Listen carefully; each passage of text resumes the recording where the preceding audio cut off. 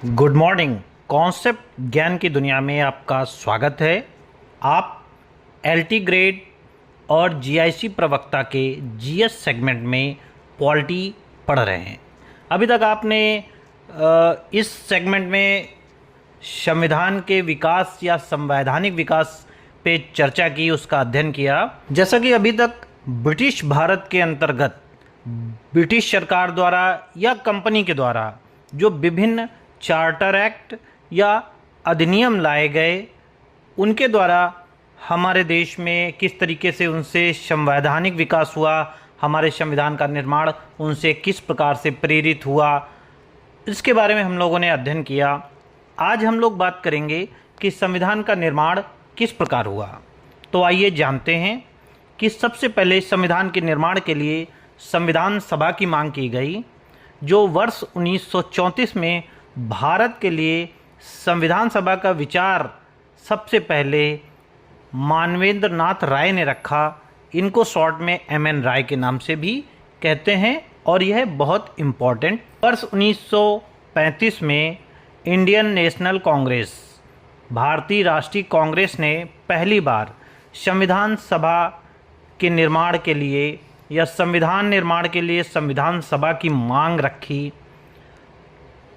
Unofficially जो है ये विचार सबसे पहले 1934 में एमएन राय या मानवेंद्र नाथ राय के मन में आया। उन्होंने अपने विचार व्यक्त किए और 1935 में इन्हीं विचारों को भारतीय राष्ट्रीय कांग्रेस ने आगे बढ़ाते हुए अपने विचार रखते हुए कहा कि हमें संविधान निर्माण के लिए संविधान सभा का गठन करना है। अब बात करते हैं उसके बाद 1938 में जवाहरलाल नेहरू ने भारतीय राष्ट्रीय कांग्रेस के जो उस समय अध्यक्ष हुआ करते थे ने घोषणा की कि स्वतंत्र भारत का संविधान एक संविधान सभा द्वारा बनाया जाएगा और इसका गठन यानी संविधान सभा का गठन वयस्क मताधिकार द्वारा निर्वाचित होगा, जो कि बिना किसी हस्तक्षेप के यानी गवर्नमेंट के बिना किसी हस्तक्षेप के द्वारा इस संविधान सभा का निर्माण किया जाएगा, उसका निर्वाचन किया जाएगा। वर्ष 1939 में भारतीय राष्ट्रीय कांग्रेस आईएनसी ने संकल्प पारित करते हुए इस मांग को फिर से दोहराया और इस प्रकार से संविधान सभा की मांग बढ़ती गई। अब ब्रिटिश गवर्नमेंट के पास उपाय नहीं था जो भारत में वह अधिक समय तक रह सके या इनकी मांगों को ठुकरा सके।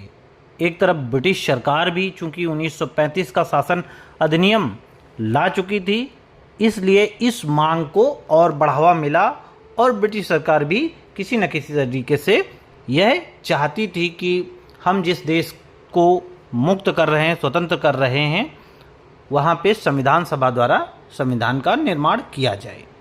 इसके बाद वर्ष 1940 में अगस्त प्रस्ताव के माध्यम से पहली बार ब्रिटिश सरकार ने संविधान सभा की मांग जो है वो सैद्धांतिक रूप से स्वीकार कर ली। मतलब अनौपचारिक रूप से उसने इस मांग को स्वीकार कर लिया। इसके लिए ना कोई विचार था, मतलब कोई एक योजना नहीं थी कि संविधान सभा किस प्रकार बनेगी, क्या है, लेकिन ब्रिटिश सरकार ने इसको मान लिया। यह अगस्त प्रस्ताव वायसराय लॉर्ड लिनलिथिगो लाए थे और इस प्रस्ताव को वहाँ की संसद ने, ब्रिटिश सरकार ने मान लिया। उसी बीच सेकेंड वर्ल्ड वॉर की स्टार्ट हो जाता है। 1 सितंबर 1939 को द्वितीय विश्व युद्ध शुरू हो जाता है। अब ब्रिटेन चूंकि इस युद्ध में सीधा प्रतिभाग कर रहा था और ब्रिटेन के उपनिवेश होने की वजह से भारत भी अप्रत्यक्ष रूप से इससे प्रभावित था। वर्ष 1942 में भारत में आया क्रिश मिशन जब वापस जाता है इंग्लैंड, तो वहाँ पे वह अपने मिशन की योजना देता है। तो उसमें ये कहा गया कि द्वितीय विश्व युद्ध के बाद संविधान सभा के गठन का प्रस्ताव किया जाएगा। इसके बाद जब 1945 में द्वितीय विश्व युद्ध समाप्त हो गया, तब फिर से एक कैबिनेट मिशन का गठन करके भारत भेजा जाता है। यहाँ पर 1942 में क्रिप्स मिशन के जो अध्यक्ष थे सर स्टेफर्ड क्रिप्स, उनको ही कैबिनेट मिशन में शामिल करके भेजा जाता है। इसमें 3 सदस्य थे, sir Stafford Cripps, AB Alexander और पैथिक लॉरेंस।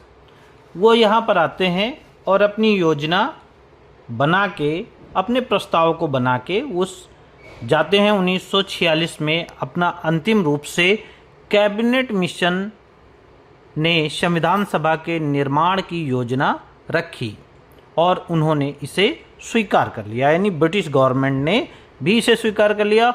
और जैसे ही अंतिम रूप से कैबिनेट मिशन ने संविधान सभा के निर्माण की योजना रखी, यहाँ पे भारतीय नेता जो थे उस समय भारतीय स्वतंत्रता संग्राम या स्वतंत्र भारत को स्वतंत्र कराने वाले जो नेता थे, उन्होंने इस प्रस्ताव को माना। तो वर्ष 1946 में जब कैबिनेट मिशन भारत आता है तो वह संविधान सभा के निर्माण के लिए वह एक योजना रखता है। तो अंतिम रूप से जो योजना कैबिनेट मिशन के द्वारा रखी जाती है, भारत को स्वतंत्र कराने वाले नेताओं ने इस योजना को सहर्ष स्वीकार कर लिया। इस संविधान सभा के गठन की योजना बनाई गई, जिसको कैबिनेट मिशन प्लान या कैबिनेट मिशन योजना के नाम से भी जाना जाता है, जो 1946 में आई। इसमें यह प्रावधान किया गया कि ब्रिटिश सरकार के जो प्रांत हैं उससे 296 सदस्य आएंगे और रियासतों से जो रियासतें या रजवाड़े ब्रिटिश सरकार के सीधे कंट्रोल में नहीं थे, वो वहाँ का रजवाड़ा राजा शासन करता था, किंतु विदेश नीति और सैनिक नीति या युद्ध नीति, इस प्रकार के जो मामले थे, राजस्व, वो सब अपने कंट्रोल में वो ब्रिटिश गवर्नमेंट रखती थी। तो इन रियासतों से, जैसे बड़ी रियासतें हैं हैदराबाद, जूनागढ़, इस प्रकार की रियासतें, और जो छोटी रियासतें, एक बहुत छोटी रियासत हुआ करती थी बुलवारी जिसका नाम था, इन रियासतों से 500 से भी अधिक रियासतें थीं। इनसे 93 सदस्य इस संविधान सभा में आने थे। कुल टोटल 296 प्लस 93 मिला के 389 सीटें संविधान सभा के लिए निर्धारित की गई, यानी 389 सदस्यों का वहाँ पे प्रावधान किया गया। अब इसके अंतर्गत जो ब्रिटिश भारत के 296 सीटें थीं, उसमें गवर्नर के 11 प्रांत जो आते थे, जो सीधे गवर्नर के कंट्रोल में होते थे, उनसे 292 सीटें यानी 292 सदस्य निर्धारित किए गए। और मुख्य आयुक्त के 4 प्रांत, वहाँ से 4 सदस्यों को निर्धारित किया गया। इस प्रकार से टोटल 296 जो हैं वो ब्रिटिश सरकार के या ब्रिटिश भारत के प्रांतों से निर्धारित किए गए। और इस प्रकार से हमारी संविधान सभा का गठन की योजना कंप्लीट हुई। आइए अब एक नज़र ये डालते हैं कि जो संविधान सभा का गठन हुआ था वो किस प्रकार से हुआ था।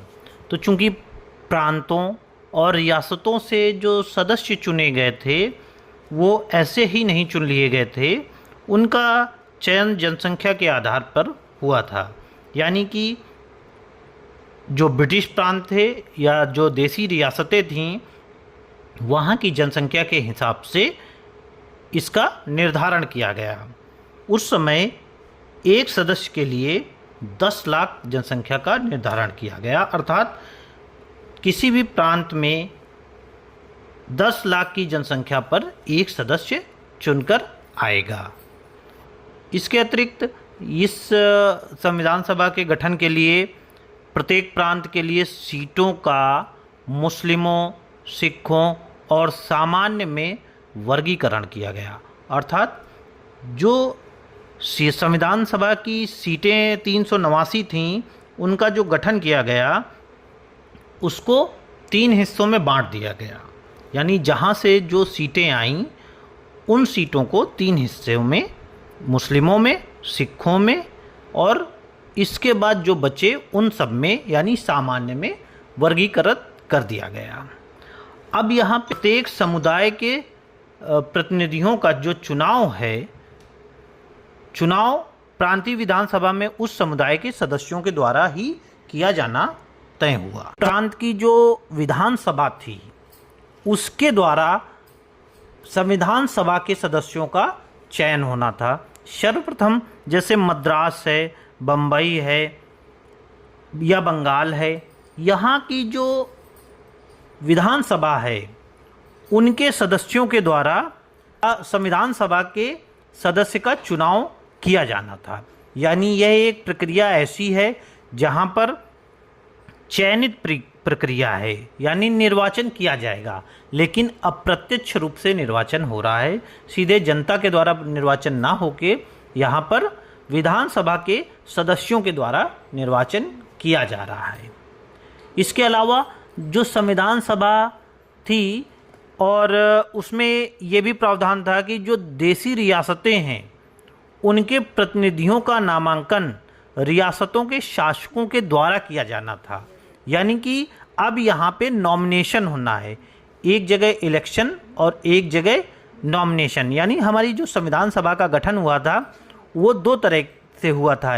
एक इलेक्शन, कुछ सदस्य इसमें इलेक्शन के थ्रू आ रहे थे और कुछ सदस्य इसमें नॉमिनेशन के यानी नामांकन के द्वारा आ रहे थे। इसके अतिरिक्त इस संविधान सभा को ये बताया गया या कहा गया कि यह आंशिक रूप से निर्वाचित और आंशिक रूप से नामांकित संस्था है। संविधान सभा के सदस्यों का निर्वाचन प्रांतीय विधान सभाओं द्वारा अप्रत्यक्षता हुआ था। यानी कह सकते हैं कि इसका जो संविधान सभा का गठन जो था वो निर्वाचन के द्वारा हुआ और नामांकन के द्वारा हुआ, लेकिन जो निर्वाचन हुए वो प्रत्यक्ष जनता के द्वारा निर्वाचन ना होके जनता के द्वारा चुने गए विधानसभा के सदस्यों के द्वारा उनका निर्वाचन हुआ।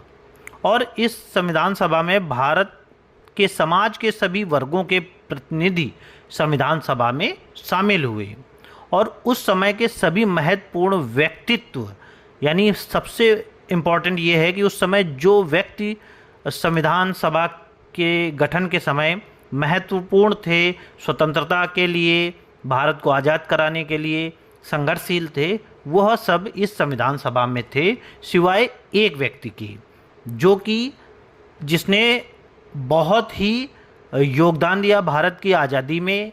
उसने बहुत सी चीज़ों का बलिदान किया, बहुत ही प्रोविडेंट पर्सन था और शायद उनका नाम आप लोग जानते हैं। आप नाम बताइए।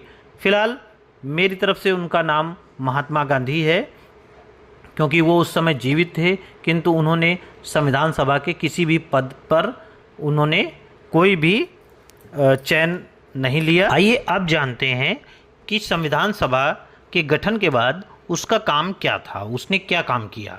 तो संविधान सभा का गठन के बाद उसका कार्य था कि वह संविधान का निर्माण करेगी। संविधान सभा ने संविधान का निर्माण किया और उसके अध्यक्ष, यानी जब संविधान सभा संविधान के निर्माण का कार्य करती थी तो उनके अध्यक्ष डॉक्टर राजेंद्र प्रसाद होते थे, लेकिन जब यही संविधान सभा विधायिका का कार्य करती थी तो उनके अध्यक्ष होते थे जीवी मावलंकर। इसमें सामान्य विधायी कार्य भी संविधान सभा को करना था। तो 1947 से 1950 तक इसके अध्यक्ष हुआ करते थे जीवी मावलंकर, जो विधायिका का काम देखते थे, लेकिन संविधान सभा के निर्माण का कार्य जो है, संविधान का निर्माण है, संविधान को बनाने का कार्य जो है, वो डॉक्टर राजेंद्र प्रसाद जी देखते थे। फिर इसके बाद जब संविधान का निर्माण हो गया तो डॉक्टर राजेंद्र प्रसाद को राष्ट्रपति चुन लिया गया। तो मई 1949 में इस संविधान सभा ने भारत की राष्ट्रमंडल सदस्यता की पुष्टि की। उसके बाद 22 जुलाई 1947 को संविधान सभा ने राष्ट्रध्वज को अपनाया, तिरंगे को राष्ट्रध्वज के रूप में अपनाया। 24 जनवरी 1950 को संविधान सभा ने राष्ट्रगान और राष्ट्रगीत को अपनाया और इसी संविधान सभा ने 24 जनवरी 1950 को डॉक्टर राजेंद्र प्रसाद को प्रथम राष्ट्रपति निर्वाचित किया। तो संविधान सभा का जब गठन हुआ था तो जब ये राजेंद्र प्रसाद जी को स्थायी अध्यक्ष बनाया गया था, प्रावधान ये होता है कि जिसको अध्यक्ष बनाना होता है उसके पहले उसका चुनाव कोई दूसरा करता है, यानी उस समय कोई दूसरा अध्यक्ष होता है। तो वहाँ पे अस्थायी अध्यक्ष के रूप में पहले चुनाव किया गया डॉक्टर सच्चिदानंद सिन्हा जी का, और उन्होंने स्थायी सदस्य के रूप में डॉक्टर राजेंद्र प्रसाद जी का चयन किया। यहाँ ध्यान देने वाली बात यह है कि संविधान सभा के लिए अस्थायी डॉक्टर सच्चिदानंद सिन्हा जी का हुआ और उन्होंने ही डॉक्टर राजेंद्र प्रसाद को स्थायी अध्यक्ष के रूप में भी नियुक्त किया। संविधान बनाने के लिए एक उद्देश्य प्रस्ताव ऑब्जेक्टिव रेजोल्यूशंस लाया गया, यानी यही आगे चल के प्रस्तावना, संविधान की प्रस्तावना का रूप ले लेगा। यही उद्देश्य प्रस्ताव आगे चल के संविधान की प्रस्तावना का रूप लेता है। 13 दिसंबर 1946 को जवाहरलाल नेहरू ने उद्देश्य प्रस्ताव प्रस्तुत किया। इसके माध्यम से उन्होंने संवैधानिक ढांचे के मूलभूत सिद्धांत और दर्शन को स्पष्ट किया। 22 जनवरी 1947 को उद्देश्य प्रस्ताव को सर्वसम्मत से स्वीकार कर लिया गया और इसके बाद आज हम देखते हैं कि इसका परिवर्तित रूप ही संविधान की प्रस्तावना बना है।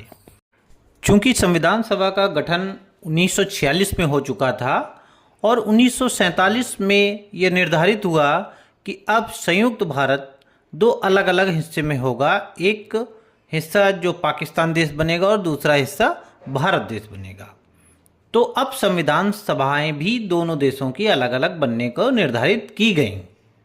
ब्रिटिश सरकार द्वारा लाए गए भारत शासन अधिनियम के द्वारा जो संविधान सभा बनी उसमें यह प्रावधान कर दिया गया कि अब चूंकि देश को दो हिस्सों में बंटना था, भारत शासन अधिनियम 1947 के अनुसार 15 अगस्त 1947 को भारत आज़ाद हो गया, तो उसमें यह निर्धारित कर दिया गया कि अब दोनों देशों की संविधान सभाएं अलग अलग होंगी।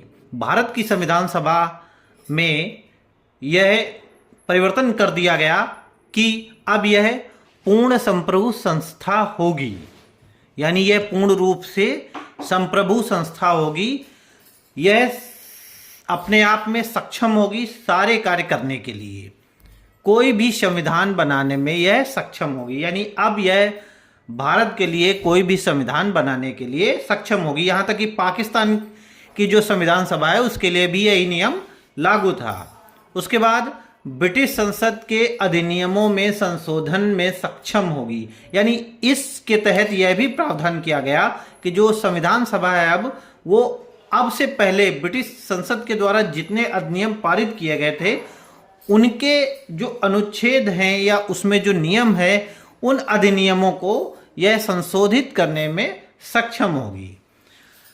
1947 के बाद 15 अगस्त 1947 के बाद यह विधायिका भी बनी जिसका काम था विधान बनाना, और यह इसका एक काम यह भी था कि यह संविधान भी बना रही थी, यानी ये संविधान सभा के काम क्रमशः विधायिका भी बनी, इसका काम था संविधान बनाना और साथ में यह सामान्य अधिनियम भी बनाने थे। इसको यह दोहरी भूमिका में रही, यानी जिस तरीके से देखा जाए कि आज के समय में संसद जो है उसी तरीके से संविधान सभा सक्षम थी और उसका एक और काम था कि भारत के लिए एक संविधान बनाना।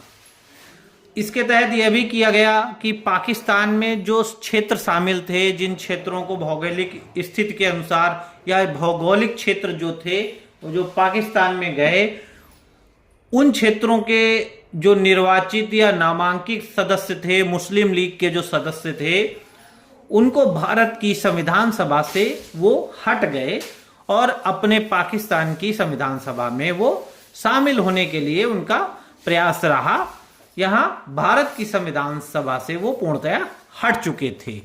संविधान सभा जहां पर संविधान निर्माण का कार्य कर रही थी, जबकि इसके संविधान सभा के अस्थायी अध्यक्ष डॉक्टर सच्चिदा सिन्हा थे और फिर स्थायी अध्यक्ष डॉक्टर राजेंद्र प्रसाद जी को बनाया गया।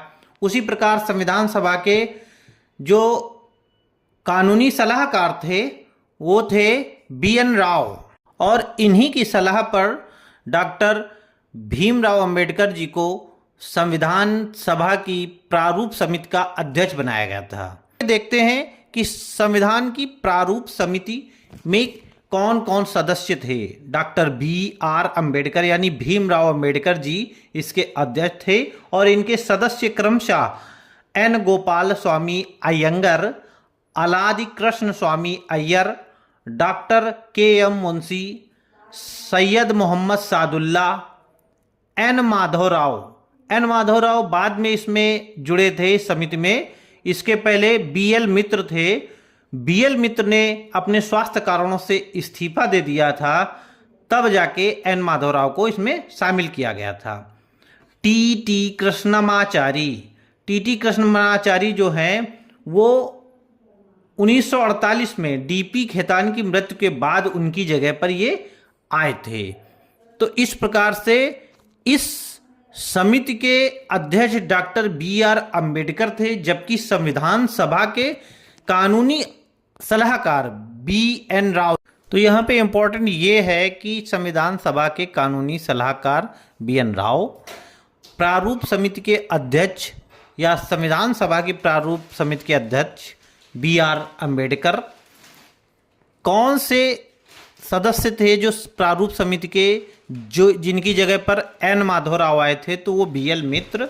और ऐसे कौन से सदस्य थे जो संविधान सभा में उसकी प्रारूप समिति में शामिल होने के बाद उनकी मृत्यु हो गई थी। तो ये इम्पोर्टेंट क्वेश्चन है और पॉइंट इन पे आप ध्यान दीजिए।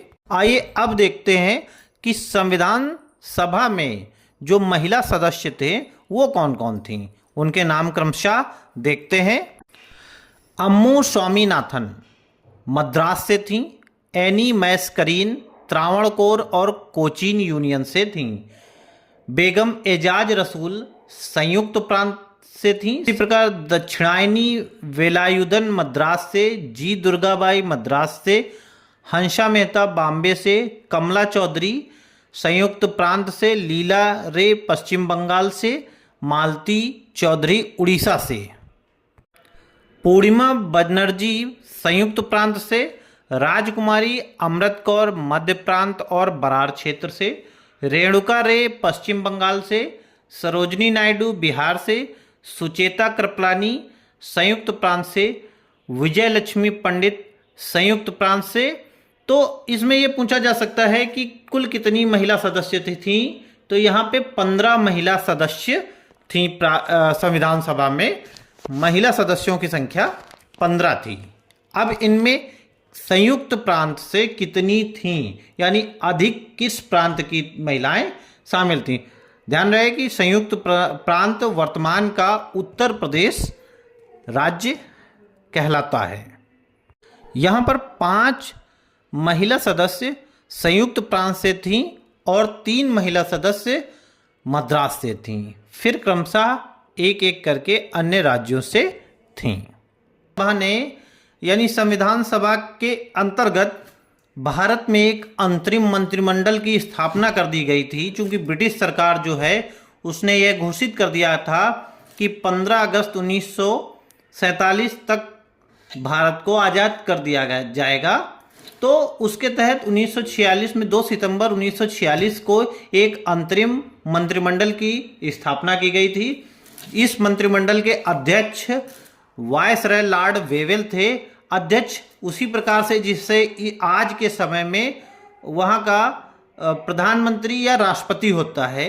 अगर मुख्य रूप से देखा जाए और कहा जाए तो वर्तमान में जो राष्ट्रपति का काम होता है वह काम वायसराय का हुआ करता था, और पंडित जवाहरलाल नेहरू को कार्यकारी परिषद में उपाध्यक्ष बनाया गया था और इनके पास विदेशी मामले थे तथा राष्ट्रमंडल इन्हीं के अंतर्गत था। वहीं वल्लभ भाई पटेल को गृह मंत्रालय, सूचना तथा प्रसारण मंत्रालय दिया गया।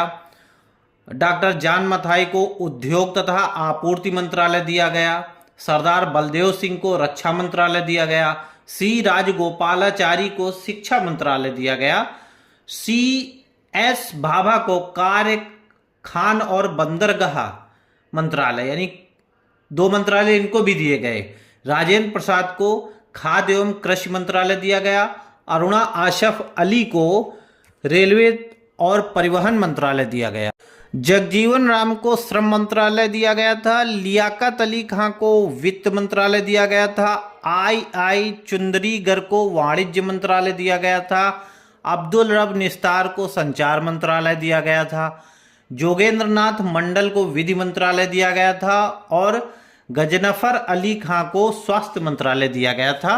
अंतिम 5 सदस्य जो हैं ये मुस्लिम लीग के सदस्य थे, लेकिन चूंकि इस मंत्रिमंडल का गठन 2 सितंबर 1946 को हुआ था। हमारा देश आजाद हुआ 15 अगस्त 1947 को।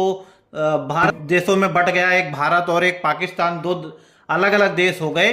तो मुस्लिम लीग चूंकि पाकिस्तान के पक्ष में था, मुस्लिम लीग के जो सदस्य थे उन्होंने इससे इस्तीफा दे दिया और उनके स्थान पर नए सदस्यों को शामिल। स्वतंत्रता के पश्चात जो अंतरिम मंत्रिमंडल का गठन किया गया था उसमें कौन कौन से सदस्य थे, तो जहां पर स्वतंत्रता के पहले, भारत के आजाद होने के पहले जो मंत्रिमंडल था उसके जो सदस्य हुआ करते थे, उन सदस्य में वायसराय उसके अध्यक्ष होते थे।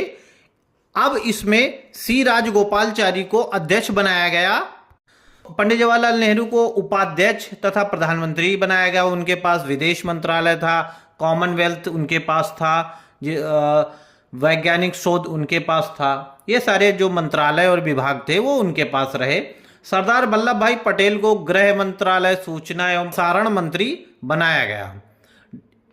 आपको ध्यान देने योग्य है कि इसके पहले वाले जो मंत्रिमंडल में डॉक्टर भीमराव अंबेडकर को नहीं शामिल किया गया था, लेकिन इसमें डॉक्टर भीमराव अंबेडकर को विधि मंत्री बनाया गया। सरदार बलदेव सिंह को रक्षा मंत्री बनाया गया। डॉक्टर राजेंद्र प्रसाद के पास खाद्य एवं कृषि मंत्रालय था। मौलाना अबुल कलाम आजाद शिक्षा मंत्री बने। डॉक्टर जान मथाई रेलवे एवं परिवहन मंत्री बने। बाबू जगजीवन राम श्रम मंत्री बने। CH भाभा वाणिज्य मंत्री बने। जो 5 सदस्य मुस्लिम लीग के थे जो भारत के विभाजन के बाद पाकिस्तान चले गए थे, तो उनकी जगह पर रफ़ी अहमद किदवई संचार मंत्री बने। राजकुमारी अमृता कौर स्वास्थ्य मंत्री बनी। RK षणमुख चेट्टी वित्त मंत्री बने। डॉक्टर श्यामा प्रसाद मुखर्जी उद्योग तथा आपूर्ति मंत्री बने। NV गाडगिल कार्य, खाद्यान्न तथा ऊर्जा मंत्री बने। कार्य, खाद्यान्न और ऊर्जा मंत्री NV गाडगिल बने। आइए अब देखते हैं संविधान सभा की समितियां और उनके अध्यक्ष कौन कौन थे। प्रारूप समिति के अध्यक्ष डॉक्टर भीमराव अंबेडकर थे। संघ समिति, मतलब यहां पर संविधान समिति 2 थी, एक संघ संविधान समिति और एक प्रांतीय संविधान समिति। तो संघ संविधान समिति के अध्यक्ष पंडित जवाहरलाल नेहरू थे। प्रांतीय संविधान समिति के अध्यक्ष सरदार वल्लभ भाई पटेल थे। मूल अधिकार एवं अल्पसंख्यक समिति के अध्यक्ष सरदार वल्लभ भाई पटेल थे। झंडा समिति के अध्यक्ष डॉक्टर राजेंद्र प्रसाद थे और संचालन समिति के अध्यक्ष डॉक्टर राजेंद्र प्रसाद थे। नियम समिति के अध्यक्ष डॉक्टर राजेंद्र प्रसाद थे। संघ शक्ति समिति के अध्यक्ष पंडित जवाहरलाल नेहरू थे। इन समितियों के अतिरिक्त कुछ उप समितियां भी थीं, जैसे मूल अधिकार संबंधी उप समिति, इसके अध्यक्ष JB कृपलानी थे। अल्पसंख्यक उप समिति HC मुखर्जी थे। सर्वोच्च न्यायालय समिति S वारदाचार्यार थे। राज्य समिति के अध्यक्ष पंडित जवाहरलाल नेहरू थे। आवास समिति के अध्यक्ष B पट्टाभी सीतारमैया थे। यानी यहाँ पे 2 उप समितियों का ही वर्णन किया गया है, बाकी तो समितियां ही थीं जिनके अध्यक्ष आप क्रमशः देख चुके हैं। ध्यान देने वाली बात है कि समिति और उप समिति में आप कंफ्यूज ना हो। साथ ही चैनल को लाइक सब्सक्राइब करते रहिए और जुड़ते रहिए GS की पॉलिटी की क्लास के साथ। धन्यवाद दोस्तों।